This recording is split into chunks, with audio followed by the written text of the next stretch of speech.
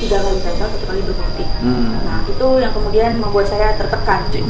Saya sebagai perempuan itu punya harga diri dan batasan, saya punya barrier untuk menentukan kamu tidak boleh masuk wilayah itu. Menurut saya gitu, Pak.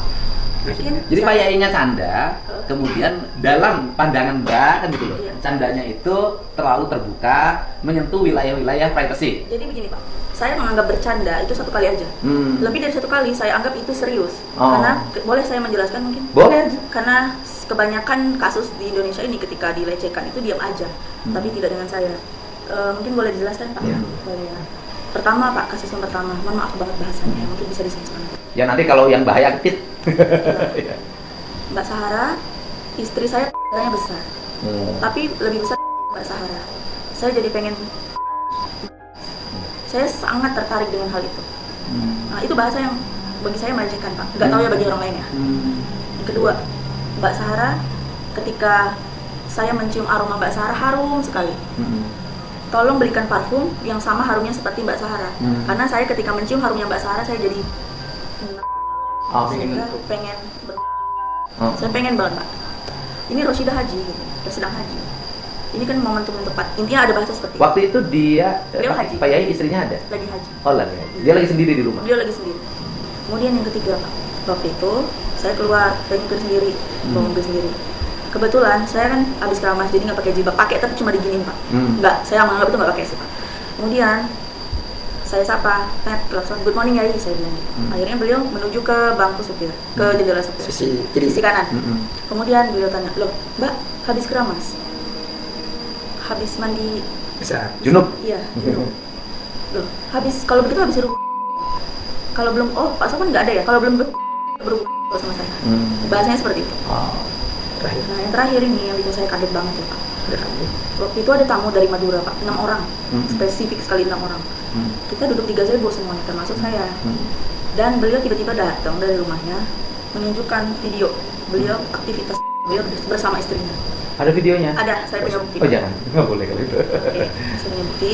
Kemudian beliau mengatakan bahwa ini tontonan apa? Ini silakan nonton. Saya pakai bahasa Indonesia Pak. Tanpa mengurangi, tanpa berlebihan. Silakan tonton. Ini sebagai bentuk edukasi buat kalian. Sama dilihatin sama orang Madura itu? Iya. Oh jadi ke bawah ngomongnya? Terus kemudian saya merasa ilfil, saya jijik, kemudian saya pergi Pak. Saya meninggalkan gazebo. Kemudian beliau ini tiba-tiba ngejar saya, Mbak Sarah mau kemana? Mau kemana? Lihat dulu ini Mbak.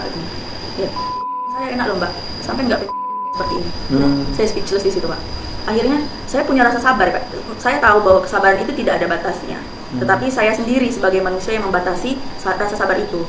Akhirnya saya memuncak nih, saya udah kayak nggak kuat, sampai emosi saya udah banyak di dalam. Akhirnya dari situ saya nahan Pak, nahan ngumpet. Nah, muncullah kasus-kasus berikutnya Pak, kasus-kasus mengenai parkir itu. Nah, pada suatu malam, beliau itu datang dari pengajian atau apa saya kurang tahu. Saya mengambil kesimpulan bahwasanya beliau datang dari pengajian karena pakai sarung lengkap ya Pak. Jam 2 atau sekitar jam 2.30 kurang lebih karena mendekati subuh ya. Beliau tiba-tiba mengkelakson mobil, sambil digas-gasin mobilnya Pak dengan RPM yang tinggi, gitu. Tapi tidak terlalu ini ya, tidak terlalu membuat saya jengkel, belum membuat saya jengkel. Kemudian tiba-tiba istrinya menelpon, ayo bangun Sarah, bangun. Ini kami nggak bisa masuk ke dalam ini, nggak bisa masuk ke rumah. Saya kaget Pak karena posisi saya tidur, kemudian driver saya tidur di luar, kan tidak ada yang tidur di dalam. Itu saya kaget. Kemudian beliau bilang, ayo cepetan bangun, nanti suami saya murka. Wah, bahasa murka ini bagi saya terlalu tinggi kan, bagi saya sebagai orang awam, bukan orang tasawuf. Dari situ saya kayak, sabar. Yang buat saya lama untuk keluar rumah, karena saya harus memasang softland, kemudian nyari kacamata Pak. Karena saya nggak bisa jalan, sekarang saya tidak bisa melihat. Kemudian beliau itu, ya ini, langsung ke gazebo saya, membangunkan anak-anak atau tidak, saya kurang paham, tapi menurut anak-anak, dibangunkan tetapi tidak seperti yang dikatakan oleh yang ada di podcast. Kemudian Pak, beliau dengan lancangnya mengambil tempat kunci. Misalnya tempat kunci Pak, di situ tempat kunci mobil semua tuh. Beliau tinggal ngambil, dia tahu bahwasanya itu mobil Xenia yang diparkirkan di depan rumahnya beliau. Kemudian kunci Xenia itu dinyalakan mobilnya, dan beliau gas dengan RPM yang tinggi. Di jam 2 malam, di tengah kesunyian malam. Beliau gas ada 5 menitan. Dan mobilnya mobil Mbak itu? Mobil saya. Dan saya tegaskan tidak parkir di fasilitas umum, tetapi di tanah yang kami sewa. Nah, kemudian Pak, tapi memang itu mengganggu nggak mobil tidak. melewat? Sebagai, saya jujur ya Pak ya, sebagai, bukan saya sombong, mohon maaf, sebagai orang yang bisa bawa mobil, itu masih bisa masuk. Dan saya kalau punya niatan yang baik, harusnya beliau kalau merasa terganggu, ya seharusnya beliau ngomong baik-baik. Dan kemudian Pak, beliau udah ngegas-ngegas dengan RPM tinggi selama 5 menit. Driver saya atas nama Agil itu nyamperin, karena beliau masih muda ya Pak, masih umurnya masih belum genap 20, emosi. Saya paham betul kenapa beliau emosi. Akhirnya beliau masuk ke dalam mobil sebelah kiri, sebelah sopir. Apa? Kenapa kok sampai segitunya? Ada apa? Karena beliau emosi, beliau pegang ininya, bajunya begini. Ayo berhenti, jangan digas terus. Karena ini udah malam, terlalu malam, nanti orang-orang pada bangun. Akhirnya udah dilepas, Pak Mim itu tiba-tiba mematikan mobilnya, kemudian kuncinya dibuang keluar. Semak-semak. Bukan semak-semak, bahasanya yang banyak rumput-rumputnya. Semak-semak. Semak-semak, oke. Kemudian beliau ada kesempatan untuk lari kan, lari keluar dari mobil, dan Agil itu ngambil kunci mobilnya. Dari situlah saya keluar Pak. Saya keluar dari garasi dan saya nanyain, beliau sudah masuk, ayo keluar, tolong jelaskan ini ada apa, saya bilang gitu. Kalian ini kenapa? Kalian ini selama ini nguji kesabaran saya. Kalian maunya apa? Saya tanya gitu. Kok bisa mobil saya digitukan? Kalau rusak bagaimana? Gitu.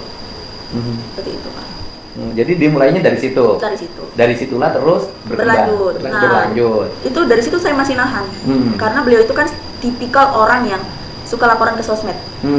Beliau itu ada apa-apa selalu laporan ke sosmed.